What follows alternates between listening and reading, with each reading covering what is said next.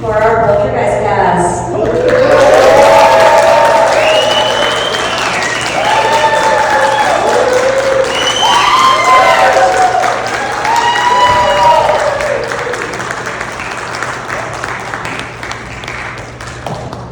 Welcome! It's good to be here with everyone. Welcome, gentlemen. Welcome to Days of the Dead. So happy to have you here. So excited. And we're excited to be here with everyone too. Yes. Yes, thank you. I'm shutting off my phone so it doesn't ring. Good boy. You're like, hey, I got a job, gotta go. So I need to start this off with talking to you. Okay. So I have been obsessed with horror since I was 8 years old. So since around 1990, right? And nothing really fazed me, ever. I mean, I think my brain approached it from a technical standpoint. I was like, how do you do that? It's awesome, right? And so I saw Poltergeist when I was like 10. And your scene, when you're ripping your face off, is one of 3 scenes that I've ever seen in a horror film that made me turn it off and feel nauseous. Ever. Your scene, when you first stay crawling, like, ew, that's really gross. And then you start ripping chunks of face off into the sink. And I'm like, ugh. And I had to turn it off and pick it up the next day because I felt physically ill. Thank you. And a giant crew of special effects guys, thanks to you too. Yes. It was pretty intense. I mean, I came to this, actually, I snuck onto the soundstage. I heard they were shooting that, and I couldn't wait to see. I was like, I couldn't wait to see this thing. You know, and I saw, I think Rick Baker, who was designing it? Oh, a guy named Craig Rear. Yes, Craig Rear. Sorry, it was 10 years old. But yeah, I saw it in the makeup trailer. Actually, they're storing the face there. And I saw it. They told me when they're shooting. I snuck on the soundstage, and I saw that, and that was Steven, right? Yes. Yeah. Yeah, it was shot in 3 parts, and there's just the regular part that's me looking in the mirror, and then there's a part where they cut back, and I have a little something tear on my cheek, and then I start pulling the big clumps of it off, and it falls in the sink. And then the thing that happens after that is that there's a little cut to the light, and the light goes to sort of throw you, and then it cuts back to what was a dummy that was made of me. I had to have a plaster cast of my whole upper body made. I had to be in plaster of Paris, there we go, for 6 hours with straws up my nose so I could breathe. And they made a dummy that looked exactly like me, that's eyes moved. They had 2 guys with wires under there, opening and closing the eyes, and they had a wire that made the mouth open and close, and it had a wig. Mine's gray now, but then when it was brown, they made a very fancy, expensive wig that was on the dummy's head. And when I saw that dummy in that little closet set that we were working in, I looked at it, and it was a difficult shoot sometimes. It was awfully fun, and sometimes it was very tense. And I just looked at that and I said, there is no way in hell I am going to get in there with a special effect that can only be done once. That was very, very expensive. In 1981, just the wig alone cost $10,000. So it took 3 months of work to make that thing of me. I didn't even know that. Yeah, you didn't know that? Oh no, it was like, I saw it and I just went, no way. And Craig Reardon and his team were all there. They had the guys manipulating. And I went over to Toby Hooper and Steven Spielberg and I just said, guys, this is my first movie. I can't do this. I can't do this. I can't act knowing that there's only a 1-take thing. And Steven said, well, what are we supposed to do? And I said, what if you do it? And all of a sudden he got very quiet. And you know Albert, and anybody who knows Steven and has worked with him, he's like a big kid. That's why he makes such great movies about kids. And he looked at me and he goes, oh, I would love to do that. So I gave him my costume shirt, and they gave me a prop ring and a watch, and they put him in there. And there's a great, somewhere on the internet, I think on Reddit somewhere, you can find a black and white photo of Steven Spielberg on his knees with his hands up like this, that someone took sideways, not dead on. So you see the camera, you see him, and you see his arms up like this, pulling on the dummy and ripping pieces of the dummy's face off. Oh. And you were there. Yeah, I you were stood on 10. the set. I couldn't wait to go. I heard they were shooting, and I ran onto the set, and I watched it. You know, and it was amazing. You're right. And he was underneath with his hands, and he was taking them apart. And he got so excited. When you watch the movie, you can see him just ripping pieces of flesh off. And they had 2 guys on either side with hot blow dryers, old-fashioned blow dryers with the long tube. And they pointed it because in the dummy's face was like chunks of Jello, soft Jello, and like other things that I won't talk about, but like movie blood. And they pointed those things at the dummy's face. So that's why it looks like it's starting to melt and fall off in chunks. There are cutaways to big things going plop in the sink. And that was the hot air from the blow dryers making all this, the little prop stuff that they put stuff in the dummy's cheek. So that was how that was done. And then, if I could just, there's a part 3 of this, which is they called me 3 months later, and they said, we cut the film together, and there's a piece missing. We need to see you tearing at something so that when we cut back, the face is being torn off. So I said, okay, and I was in a play, and I had had a butch haircut, like old-fashioned, and all my hair was gone, and I said to them, I don't have any hair right now, and they said, well, that's okay, we saved the dummy's hair. So we set that in the closet, we've been holding it in case of emergencies, like this one, so they put the wig on my head, put me back in my costume, and they put a big giant prosthetic on the side of my face that was filled with goop and gunk and stage blood. And then they sealed it all up, and they set me down to the camera. And the moment the cinematographer looked in the mirror and had the setup, he turned to everybody and he said, they put it on the wrong side of his face. And I was like, oh my God, because it was 3 hours to put it on. So they went downstairs, they scraped everything off, and then they put it on the other side. I went downstairs, and having seen Steven 3 months before rip away, I knew that gave me permission to do it. Yeah. So when you see me tearing the first time, and then I start just pulling stuff off, and then they cut away. So that's a long answer, sorry, but No, it was very complicated, that one thing now. And now, as Oliver and I make jokes when we do these talks, it would all be CGI now. Yeah. It would all be pixels, and we would not even have been there. It would have been animated, basically. But that's how Steven ended up doing it. I always wondered why Steven was doing it, too. Yeah, that's why he is. He said, oh wow, I learned something today, too. No, he was very happy to do it. He got very, very excited, because that's how Steven is. So how long did that take you on the first day? Was it 1 day or was it multiple days? When you look at it in the 3 pieces that we did it was 3 days. 3 days, okay. 3 whole days of doing, that last piece took the entire day. Yeah. I was in the makeup chair at like 7 in the morning. Oh my God, they put it on, right? Yeah, and then they had to go scrape it all off and then start all over again. Yeah, I was there the entire day. And that was another case of, we can really only do it once, so, yeah. Wow. And it's all real. It's a real fact. It looks so real, too. That's what's so great. CGI, I don't think would have had that same kind of impact. No. You know, it's a visceral kind of effect that this is really going on. It's one of the things, like, when you watch one of the first 3, and I don't want to get yelled at by anyone for mislabeling the names of the Star Wars movies, but it's the first 3 that we all saw in the movie theaters for real. Those special effects, though there were actually things there that they filmed, things actually blew up. Yeah. It wasn't pixels on a screen. And that's why the first 3 Star Wars movies have such weight to them. Because those were all real, those were ships. Those are real spaceships that they did. Yeah, there's really no substitute, at least not yet. I mean, who knows what technology will hold in the future, but because the practical effects do have that kind of impact, because they are so real, too. Yeah. There's also a thing that we used to call in the 80s and 90s, which is, as brilliant as all those people are at ILM, and I got to work with them for over 3 years, and they're geniuses. But after a while, a friend of mine started calling them the ILM clouds. Because whenever there's a clouds in a Spielberg movie, they look exactly like the thing, and they do it in a tank. It's a special tank that's got water and something in it, and that's how they make all the clouds that are in Poltergeist. It's the clouds that are in all the Indiana Jones movies. Yes. Wow. They're a version of CGI, but at least they're real. There is actual water and things in the waves. It's a real vapor. It's a real vapor that they filmed.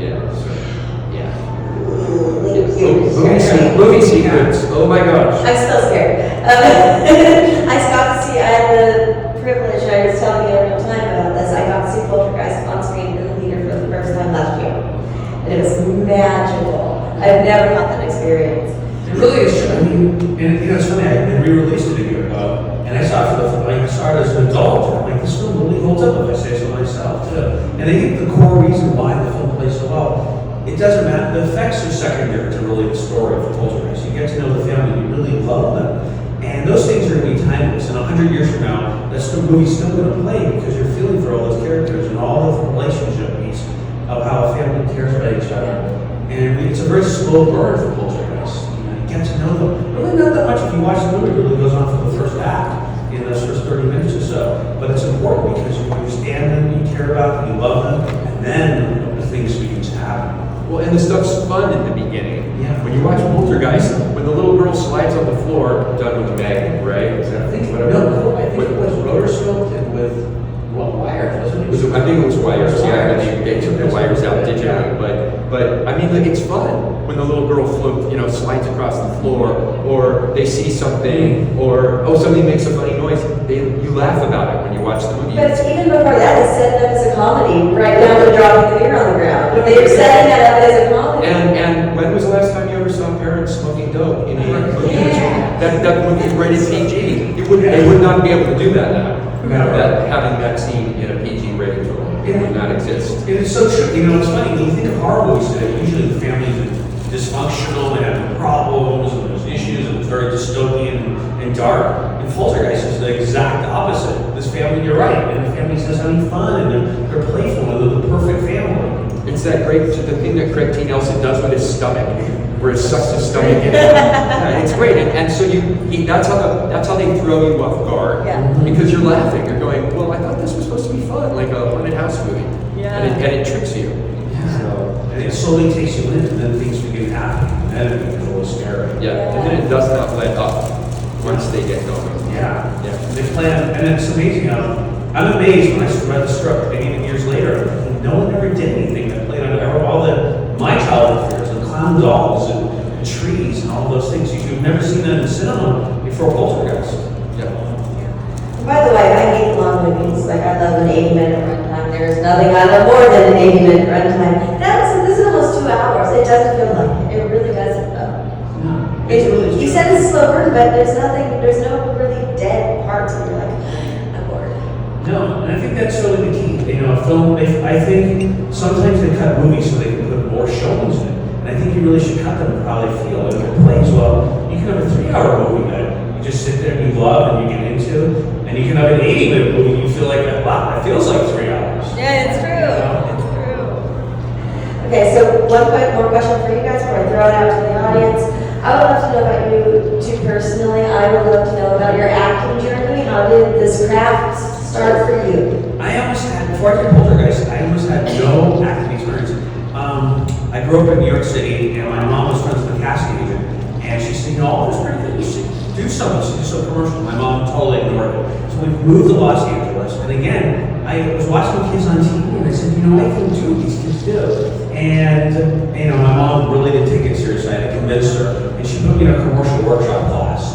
And at the end of the class, the teacher her name was Sheila Manning, and she was the premier casting person for children in movies and TV in LA. And she convinced my mom wasn't really into it, to introduce me to an agent, because my parents were very protective. And you always hear about the parents who want their kids to be in movies. My parents were the exact opposite. So I went on a couple meetings and I met some agents, and then the agent set me on a commercial audition. And I didn't get it. It was this pizza ad that they had me pretending to eat this horrible pizza.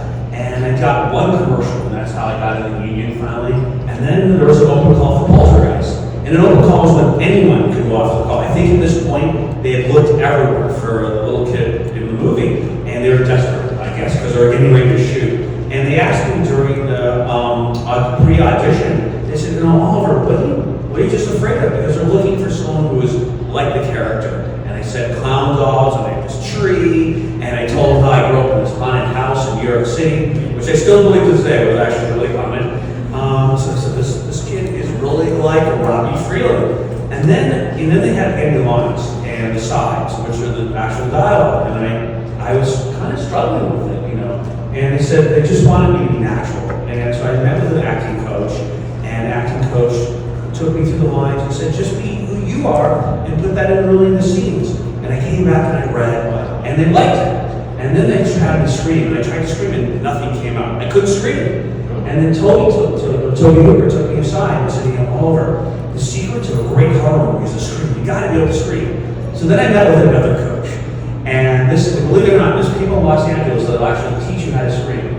You know, so it sounds bizarre, but that's really important in Hollywood. So she showed me, scream like this and really feel it. You know, it's all about the emotion. It's less about pretending and really feeling. Think of what you're really terrified of. So I went back in and I screamed, and I guess that's how I got the part. I did plays in junior high and high school, and then I went to a big place called California Institute of the Arts in Los Angeles, and which is just a completely art school, film, theater, music, dance, and I was so tired of theater when I graduated from college. I never wanted to do it again, so I took some time off.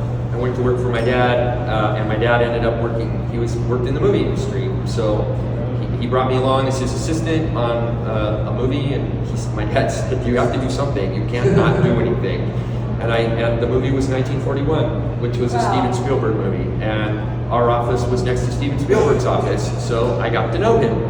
And at the end of 1941, I got his assistant at the time was Kathleen Kennedy, some name you might all know, and she and Steven came to me, and I ended up working with them for a year on Raiders of the Lost Ark, and then they produced a movie called Used Cars, which is, none of you've seen it. It's one of the great raucous comedies of the 1980s.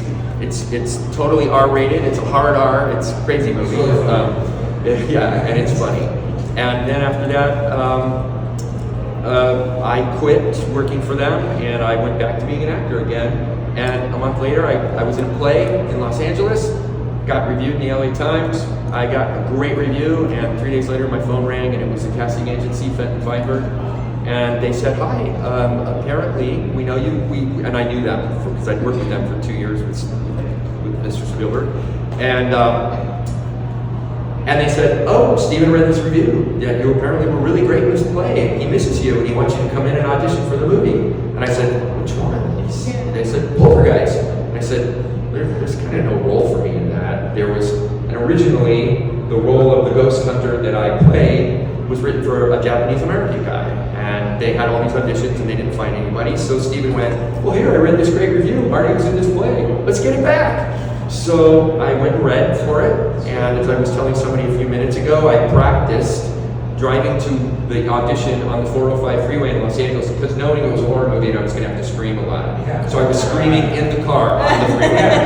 And people were like honking, going, "Are you okay? Is everything all right?" I'm like, "I'm an actor, it's Los Angeles." So, and I read the role, and I auditioned, and I didn't hear anything, and I thought I didn't get it. And then I got a call a couple weeks later. Tiffany heard the story a couple minutes ago, but I got a call, and they said, "Oh, hi, we're having a private first screening of Raiders of the Lost Ark. You were there the whole time. I brought food that Steven could eat, so he never got sick on location. I took good care of him, and he wants you to see the first screening of the movie. And there's only going to be 7 or 8 other people there."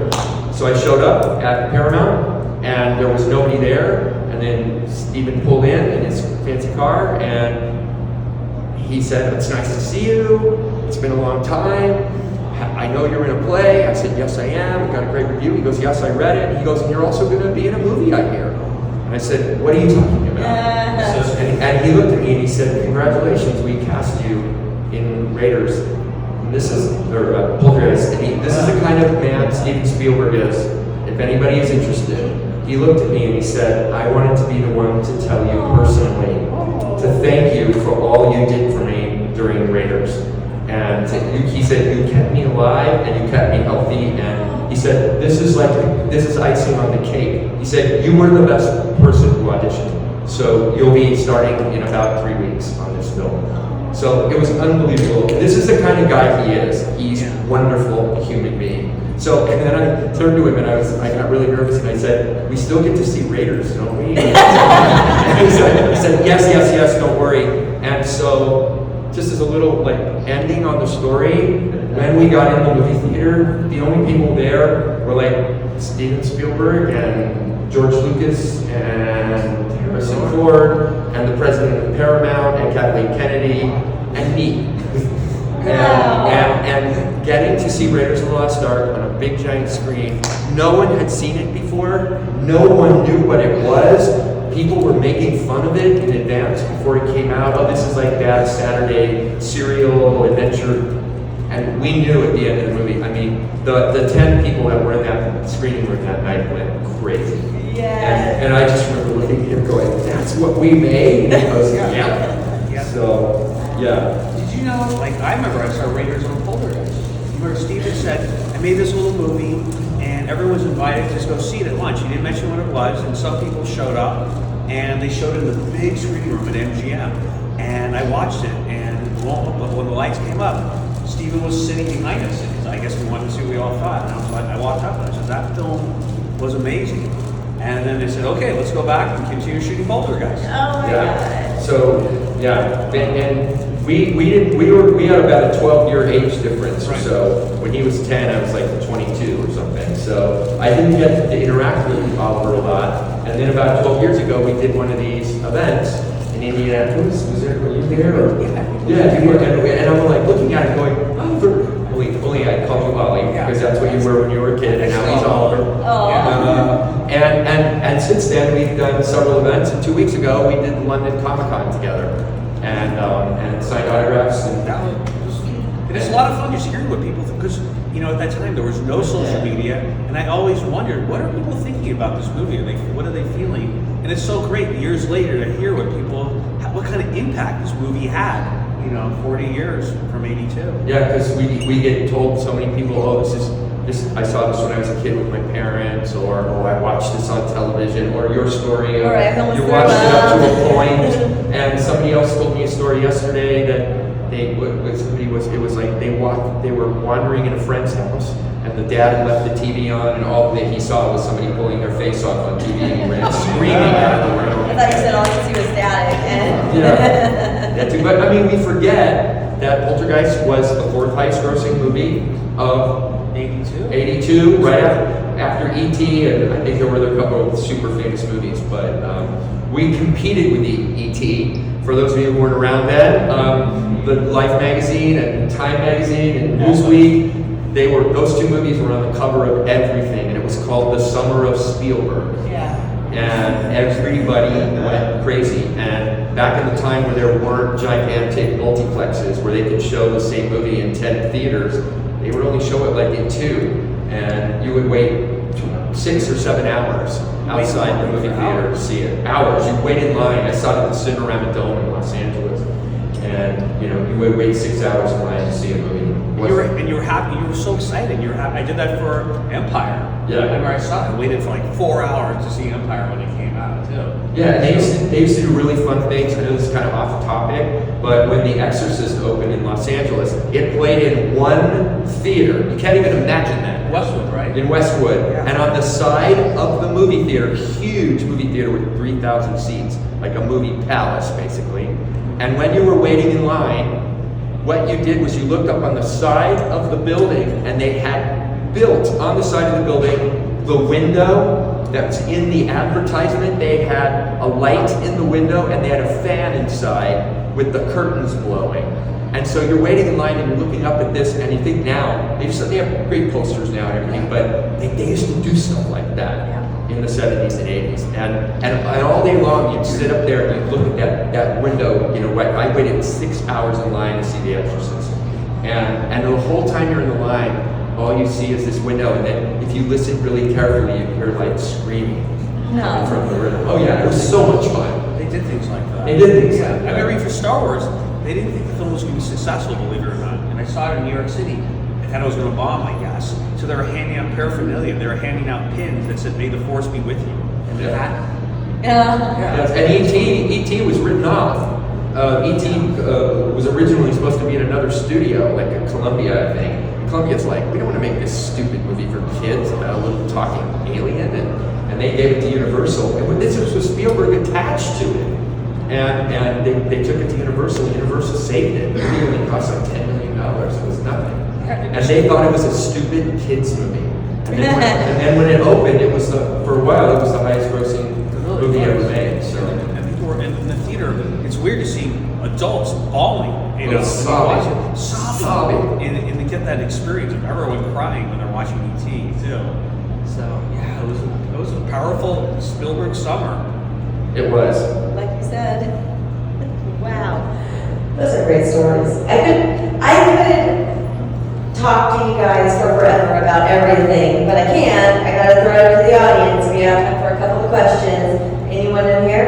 In the back. Yeah, you. Okay. We talked earlier, basically, we all have our own beliefs in what's a scary movie. I think the reason why Poltergeist was so scary is because it's believable. It could really happen, you know. Was born in Wisconsin, so I kind of know we have Jeffrey Dahmer and Ed Gein, so, and then you had said that the movie was about 2 hours long. It didn't seem like it at all, like you were saying. But the big thing is a huge shout out to whoever, I'm not going to use the right terminology, whoever the music soundtrack was, that was an excellent, superb, scary movie soundtrack. Well, that brought the movie together, you know, that was huge. The genius of that score, it's Jerry Goldsmith, for any of you who are movie fans, one of the greatest composers ever.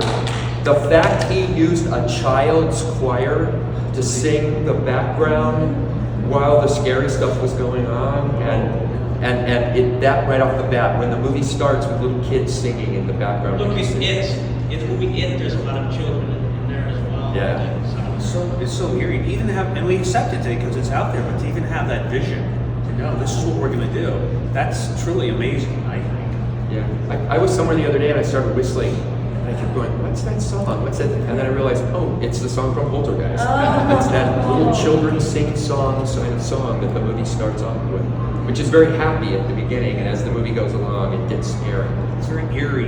It's angelic. It is angelic, yeah. You know, I went to film school, but I always remember the quote they said. They warned us, not warned us, but told us, it says, sound is half your feeling, and music is half your sound. And you know what? It's going to be true forever, I think, no matter what kind of movie. It's so very true. And sometimes music's even more than half your sound. Yeah. Hello there. I would like to know, based from your experiences and everything, tell me about Dominique Dunn. What was she like? Well, I was really young, and she was such a sweetheart. So precocious, and smart, and shot from the hip. And my mom actually was friends with her too. She was just a wonderful girl, and she felt like my sister. She was like my older sister when I talked to her. And I think that's why we all had that kind of chemistry on the set. I was so young, so I didn't know her the way my mom got to know her, and they became really good friends too. And my mom was young, a little bit older than her at the time, but she was actually like 21 years old. Yeah, she wasn't. She was. I don't think she wasn't actually 60 years old too. And I always heard that that great joke at the end of the movie when the whole house is blowing up, she jumps out of the car and yells, which Mad Magazine made the whole topic of when they spoofed it. She yells, "What's happening?" And she has a hickey on her neck. And you're like, it's one of the most great jokes. Like in jokes, the world is literally falling apart, and she gets out of the car, and they focus on that hickey too, which is just great. And I think I'd always been told that that was her idea. Really? Yeah, that when she jumped out, she was like, "Oh, I want to have a hickey," like I was on a date with somebody. And it's great because it's so human. These things would happen during the apocalypse. You'd be focused on that. Yeah. And that's what makes it so funny, because you can laugh at those. Even in the craziest moments in life, you're going to have those kind of moments. Yeah. Wow. She was funny, very funny, and grown up. Yeah. I think she was shooting an episode of Fame or something at the time, and they scheduled it so she could do like both things. So I think it was pretty tough, knowing two characters and two sets of lines. That's what I heard. Anyone in here? Anyone in here? No. Back to the face feeling.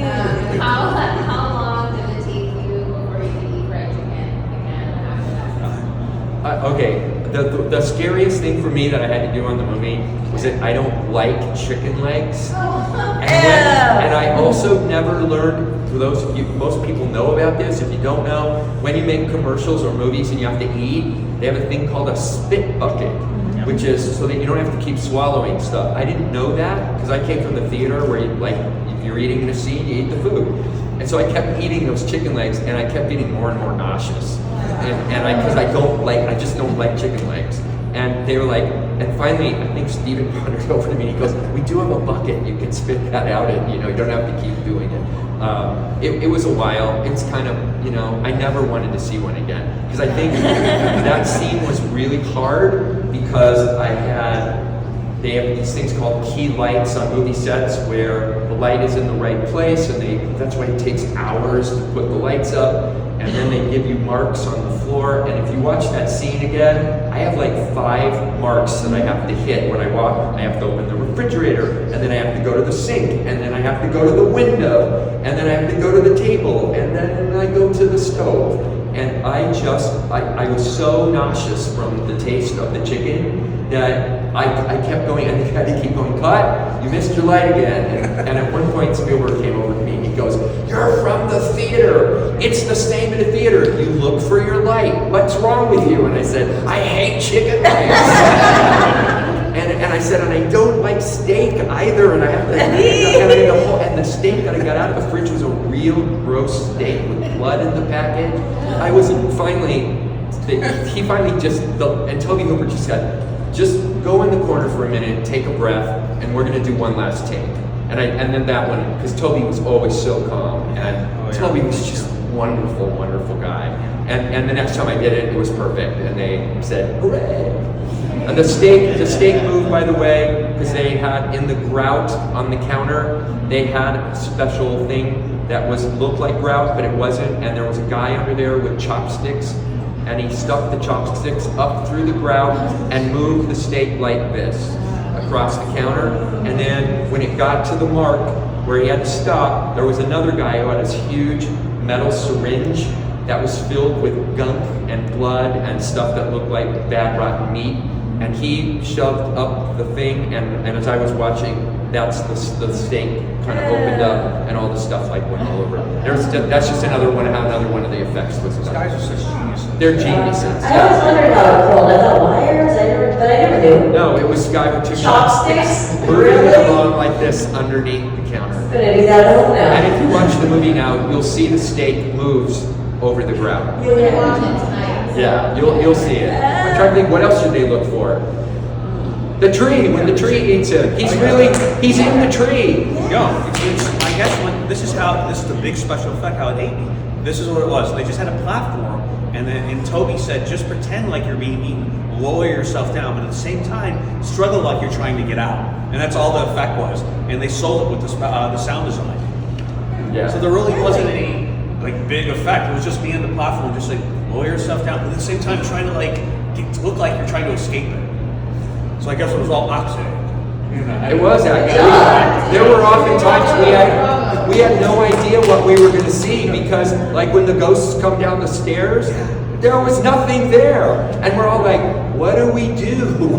And Toby Hooper goes, "It's the most beautiful thing you've ever seen." And so the 8 of us were standing there in a room looking at absolutely nothing. And imagining different things. And imagining different things. And when we had to open the door to go in the room and all the stuff's flying around and the music's playing, and it's like bagpipes or something, I think. And Steven Spielberg was standing behind the camera with a laser pointer going, look over here. Now everyone look here. And then when the compass goes into Beatrice Straight's face, he goes, Beatrice, the compass is coming in your face, like this. And then, okay, now the record player's going. And we were all just standing there, and we just, after we took the take, and they go, well, that was great, we all started giggling, because there was nothing there. I giggled when I saw it. The record player made laugh. The record player always makes you laugh. The record player is supposed to make you laugh. Like Oliver said, even in the scary moments, there's little things that make you laugh. The compass always scares me when it flies right in your face. There was such a sense of irony to that scene with the look on Craig's face. Like, Yeah. he says, it said, how long did it take to make the entire move of the car? It says, 7 days. It was amazing. And the look on Craig's face was, And then he opens the door and the whole room is just flying like around. around you. So, I think it's just that sense of irony was so great, and that sense of comedy was so horror. Yeah. Well, and Oliver has this great scene with Beatrice Straight, who was like, you know, we were all kind of blown away.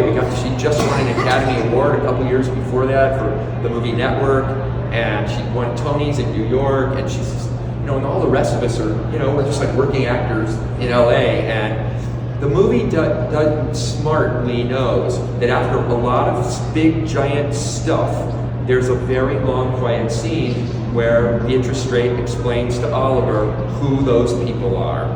And it took lots of takes. Yeah.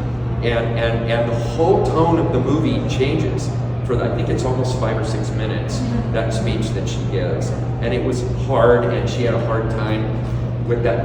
That was a lot of words that she had to do, but she did it all to you. And every time I watch the movie now, and you have this most look on your face when she's whispering. And Toby had said, I want the entire sequence whispered. Yeah, that was We all are talking like this in that scene, because he said the audience needs a few minutes to chill, to decompress from all the stuff they've been watching, and plus some big stuff is coming up. So let them think they're off the hook for a few minutes. And I love that scene, and your response to her, that look on your face when you're like, what did you say? Something like, and I was afraid, because it was so childlike. A lot of movies today, you know, they put adult words in a child's mouth, but it was really sound like a 10-year-old, and I was so concerned that the bullies could be upstairs. yes, I remember that. And they said they could be upstairs right now, you know? And it was so human. So don't you say something about your grandparents or something? Or Yeah, like something they could come and get me. I don't remember the exact dialogue. You could throw a rope, and I had this whole plan in my mind, you know, how we could rescue everything. Yeah. And I just love it because it was just through a child's perspective, and that's exactly what a kid would have said, though, too. I remember we were on set, Beatrice and I were rehearsing that scene, and she was so wonderful and so natural. My mom came up and wanted to talk to us. She didn't realize we were rehearsing the scene because it seemed so natural. We were just saying lines to each other. And, you know, and I didn't realize that was very rare, and I didn't even know she had previously just won an Academy Award. And she took me aside, and we were just alone, just rehearsing the scene, because we wanted to be so natural, and that's what she wanted to do with me. And I was like, of course, you know, we'll do that. And I think everyone was really on that set. And these are the best people, what they do, but they never let on. They had no egos at all, too. They just love the craft, what they're doing. Yeah, and one more little secret from the movie is that Richard Lawson in the movie, there's a scene where you see him working on a drawing of Carol Ann's hair going like this, and Richard, we had a day where there was lots of issues with the lighting in that room, and so, and I was just sitting there, and somebody came up, like Toby said something like, oh, I want you to be eating Cheetos, and I was like, okay, so that was Mad Magazine made a lot of fun of that, but Richard was drawing, and I was sitting there, I'm like, what are you doing? He goes, oh, I like drawing things. And I said, that's a really great drawing. And it was this one you see in the film. What happened was, Toby walked by and said, what is that? And he said, well, I drew a picture of Carol Ann, wherever she is, you know, in the netherworld, in the TV. Wait, so the actor drew that? The actor drew that. And Toby said, let's put it in the movie. And so there's a shot that starts on that drawing, and the camera pulls back, and it's Richard. And I said to him later on, I was like, that's so cool, they put your drawing in the movie. So that's how everybody was on that. It was as tense as it could be sometimes. It was also a bunch of people that really cared about each other, you know. And even the assistant director. He was this great giant guy named Pat Kehoe. I remember that now. It was great. Who was this kindest, and he would do things like when I said I don't want to do the face rip off, you need to do it, Steven, because I can't do that. Because if I wreck it, then we're screwed. And I looked over in the corner where he was like 6'4". Remember? He must have looked tall to you because you were a little kid. He was so kind. He was so kind, and he looked at me after I said that. I said, I don't want to do the effect. And I looked over at him, and he was across the room, and he went like this to me, behind his back. And later on he walked up. He said to me later, he said, you are absolutely right to say that to them. Because he said all hell would have broken loose if you had done that wrong. And he was, but everybody was like that on the movie. There were no egos. Nobody was like, no, I mean, you could be I was really honest, and sometimes I'd say to Stephen, who wrote the script, I said, I don't like this line, and I talked to Toby about it, and I said, can I do things differently? And he said, just be a kid, do what you want. And I said, obviously, we have to hit these kind of these moments. And I one time asked Toby, I said, can I say this line? He says, no, you can't say that line because that's what the audience is thinking right now. I said, because Toby was always anticipating what the audience was going to feel. So, but it was like that level of communication and honesty, and like we were saying, there were no egos. We were just making this movie, and we wanted to make it the best way it could be. Well, a lot of people, at the time, a lot of people objected to the face scene because it's like a PG movie, and it's pretty gory. So is Jaws. And so was Jaws. And as Alfred Hitchcock did with the movie Psycho, spoiler alert, where he killed off the really super famous actress who was in the first 20 minutes. But they knew, Toby said to me while we were, when I still worked there, before I became an actor there, he said, we have to do something in your scene that throws the audience off balance so they have no idea what to expect after that. Because after you kill off Janet Leigh in the first 20 minutes of Psycho, you sit there watching it going, oh, anything could happen now. And Toby said that's what he wanted. He wanted, because the rest of the effects, first they're fun, then they get a little serious, and then it's scary, and then bad stuff starts happening, and then there's a long kind of quiet, he said, and then you get up to go in the other room, and he said, we just need to pull a rug out from under them, so that for that last hour, they have no idea what's going to happen. He was always thinking about it. And Steven's that way too. Yeah. I heard he's always got in his brain, he's like 4 projects in. So like he's always like planning his next project before he even starts the one he's about to start. Spielberg? Yes. Oh yeah. While we were working on Poltergeist, he was already working on a movie that we called A Guy Named Joe, which was a remake of the 40s World War II movie that later on became his movie Always with Richard Dreyfuss. There's a clip of that in the film, in Poltergeist, actually. Too. There is a clip of it on the TV, and he was also working on something else with the guy who created the TV series Family Ties, and then he was worried about the next Indiana Jones movie, and they were already planning Indiana Jones 2, and he's always got 17 things going on in his head, so it's amazing that he can focus. You know what? And Oliver feels the same way. Like, movies are made for people to be entertained and to enjoy and to educate and to make people laugh and cry and be afraid. And we're so lucky to have been in a movie that kind of, in a way, does all those things. Yeah. And it's so hard to make any film, even like a bad film. As I've learned to made a couple, that when something goes so right, like Poltergeist, it's a miracle, and that has the test of time. And when 40 years later, we're still talking about this movie, which is amazing. So my real question is, if you could give your characters one piece of advice, what would it be? I know for you it would be like, stop thinking at it. Yes. For me. It's like your head, it's like, stop! Or be a vegetarian. That would be my I would say invest in rosemary and sage to avoid all the things that are going to happen, all the crazy things that are going to take place with attack on trees and clown dolls. I think I really would invest in some protection here too. Well, especially in part 2. Oh my God, yeah. Like, come on, you did it. Yeah, like the ghost just wanted to torture Robbie. Yes. As Diane says, we can't tell him Robbie about it because he'll be up for a week. Yeah. And Yes. that basically defined Robbie's character. You know what? Your character's kind You of... went through a lot. You're like a kind of a neurotic little kid in that movie. You're almost like Woody Allen in, in a Woody Allen movie or I something. mean, you look what you become. Imagine what would happen to you later in life if you were attacked by a tree or a clown doll. And it's funny, Caroline, they said, doesn't remember anything. Yeah. I remember everything. Yeah. So I'm going to have it be like therapy for like years after that. And how would you explain to a therapist, I was attacked by this clown doll. So it's all in your head, It's hard to make anyone believe that actually really happened. I really wish we could get like Poltergeist 4, Robbie's story. That would get fun. I mean, following you and your journey. Your parents may have a cameo, of course. And the ghost Caroline could be married in Europe or whatever, right? But I want to see what happened to you. And I have to protect my children. Who knows what could happen?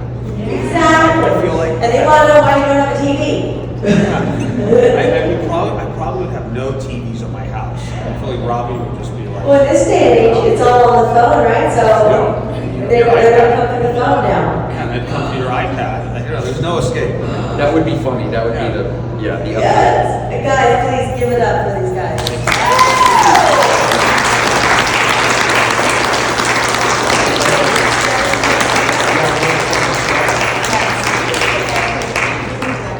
Thank you all. Yeah, thanks, This is guys. the apparatus. Thank you all.